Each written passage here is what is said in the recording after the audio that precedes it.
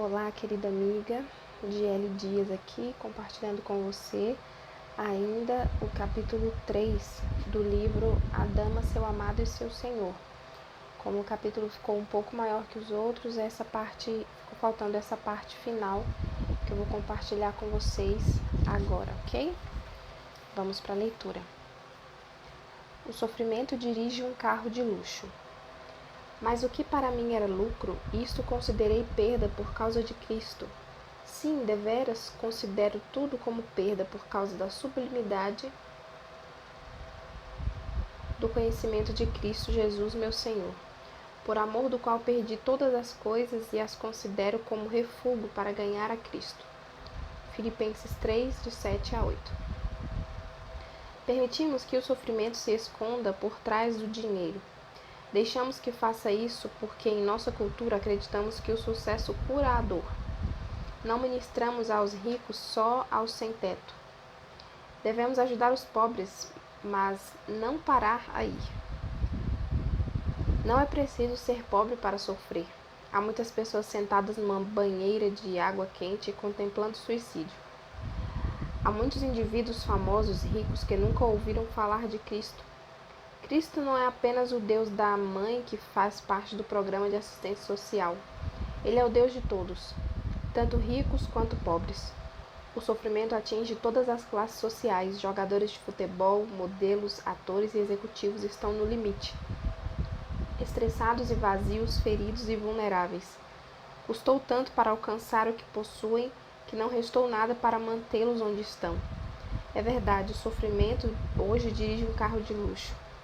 Ele não está com uma vassoura limpando a casa, pertence ao clube de campo e possui um conjunto de tacos de golfe. Ele é dono da própria empresa. Se você foi criada para pensar que tudo o que tinha que fazer para ser feliz era casar-se com alguém de dinheiro ou terminar a escola e mudar-se para o lado nobre da cidade, tenho más notícias. O suicídio está aumentando entre os profissionais e os índices de divórcio são maiores quando há algum lucro para obter no acordo. O sofrimento não se confina às favelas. Ele está vivo e ativo nos melhores bairros. Porque precisamos saber que a única coisa completamente sem preconceitos que resta em nossa cultura é a dor. Precisamos saber para que não haja necessidade de adorar o sucesso, os empreendimentos, a riqueza ou a influência. Pergunte a Lídia, mulher de negócios, rica e bem-sucedida, uma bela mulher que vendia tintas e mercadorias tingidas em Tiatira, um lugar bem distante. Era rica, mas não se sentia feliz. Em Atos 16, verso 12 a 15 e 40, Lídia ouviu Paulo pregar e foi convertida. Ao ouvir a pregação do apóstolo, compreendeu repentinamente que precisava de Cristo para completar a fé. Compreendeu que Deus a abençoara para ser uma bênção na vida de outros. Seus recursos e contatos foram colocados à disposição do ministério. Lídia tornou-se uma mulher completa e foi usada poderosamente por Deus. Você acabará tendo necessidade de fazer algo com o que adquiriu, ou a sua busca terá sido inútil. O poder financeiro sem um objetivo não resulta em realização. Se alguém tivesse observado a riqueza exterior de Lídia e deixado de reconhecer sua pobreza interior, teria roubado dela a oportunidade de ser uma mulher completa. Há milhares de Lídias neste mundo. Elas galgaram a escada do sucesso e encontraram pouca satisfação no último degrau. Precisam conhecer Jesus e o seu amor. Você entende que essa mensagem é para os que têm bens, assim como para os que não têm? Há muitos tipos de sofrimento. Eles nem sempre se concentram na falta de recursos. São muitos os que não foram ajudados espiritualmente porque a nossa sociedade propõe que quando alguém é famoso ou rico deve sentir-se realizado. Mas pergunte a Lídia, cuja vida mudou tanto que ela veio a transformar-se numa importante patrocinadora do ministério. Lídia representa não só a capacidade de Deus para curar os ricos, mas também dissipa o estereótipo de que o cristianismo oprime as mulheres. Pelo contrário, ele é o emancipador da inteligência e o libertador da excelência. Lídia é o modelo para as mulheres que aspiram à excelência. Quando foi sábado, saímos da cidade para junto do rio, onde nos pareceu haver um lugar de oração.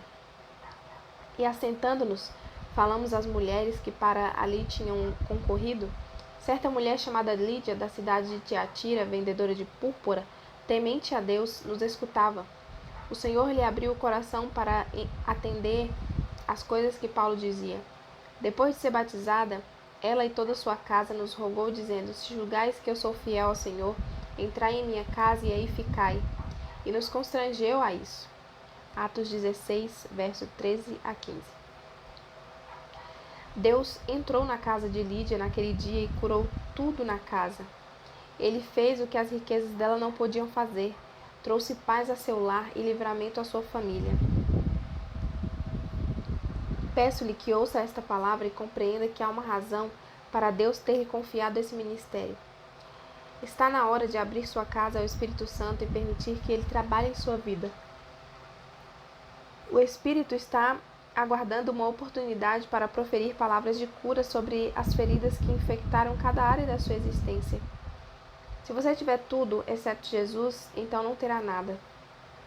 O sofrimento é um problema de oportunidades iguais. Ele ataca os ricos e os pobres. Imediatamente depois de deixar a casa de Lídia, Paulo encontrou uma moça escrava, adivinhadora, e pregou a ela.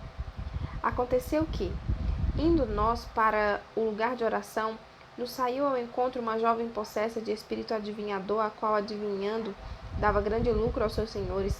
Seguindo a Paulo e a nós, clamava, dizendo: Estes homens são servos do Deus Altíssimo e vos anunciam o caminho da salvação. Isso se repetia por muitos dias. Então Paulo, já indignado, voltando-se, disse ao espírito: Em nome de Jesus Cristo eu te mando, retira-te dela. E ele na mesma hora saiu. Atos 16, de 16 a 18. Em curto intervalo, o evangelho foi pregado à mulher de negócios, transcendeu a cultura e a riqueza e tocou uma escrava. Este velho hino da igreja talvez explique melhor isso. O sangue de Jesus derramou por mim no Calvário, o sangue que Jesus derramou por mim no Calvário, o sangue que me dá forças dia a dia, jamais perderá seu poder, diz a velha canção. Ele chega à mais alta montanha e corre para o vale mais baixo.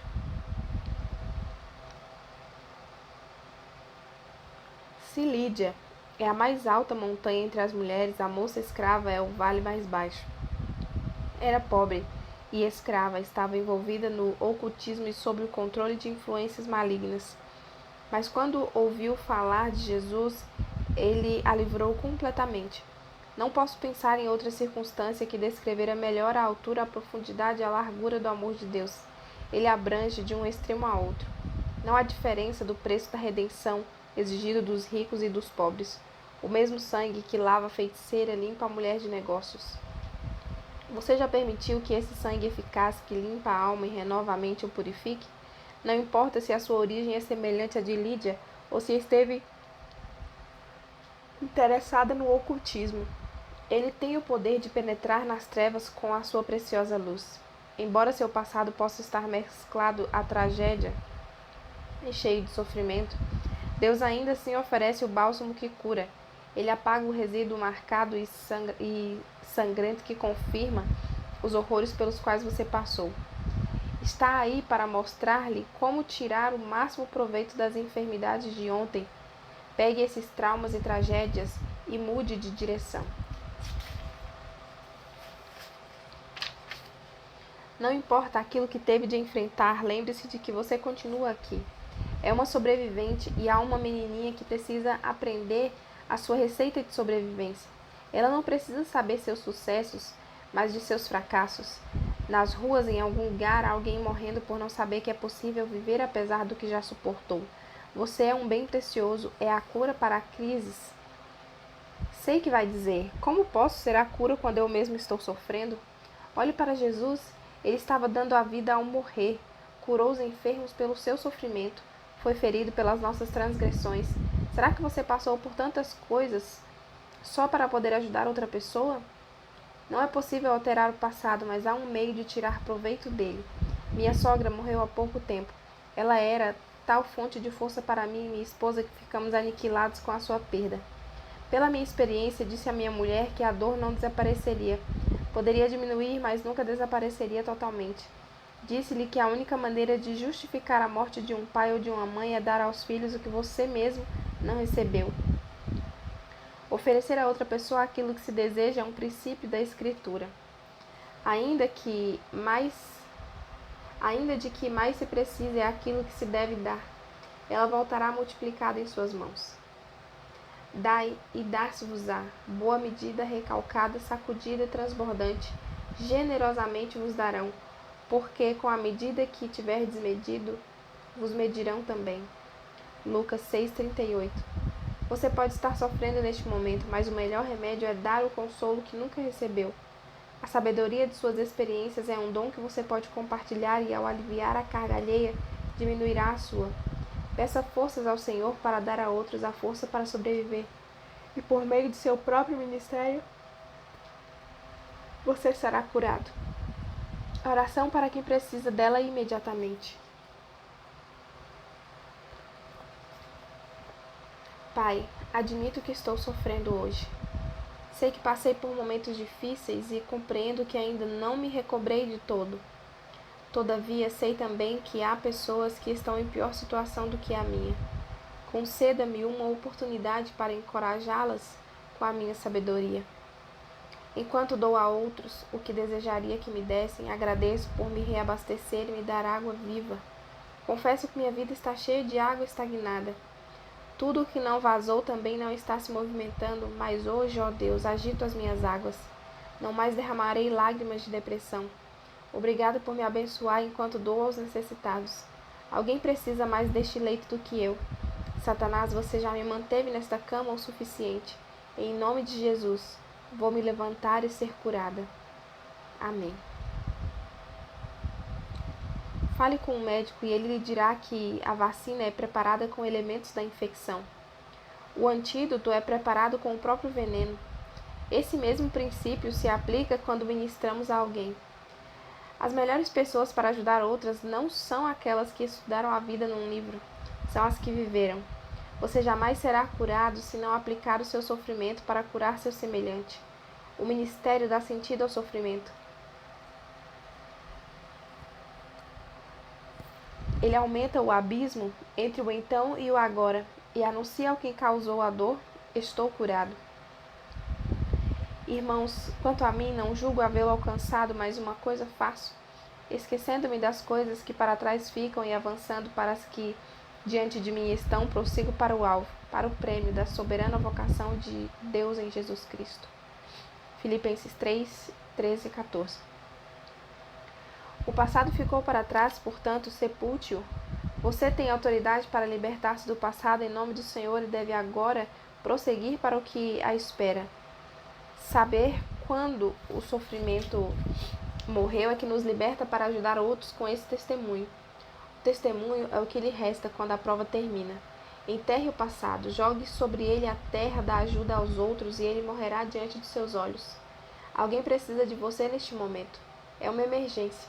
Não fique se lamentando, mas comprometa-se do outro lado do seu silêncio a uma fonte que sacia as almas feridas da humanidade sofredora. Você pode decidir não compartilhar detalhes.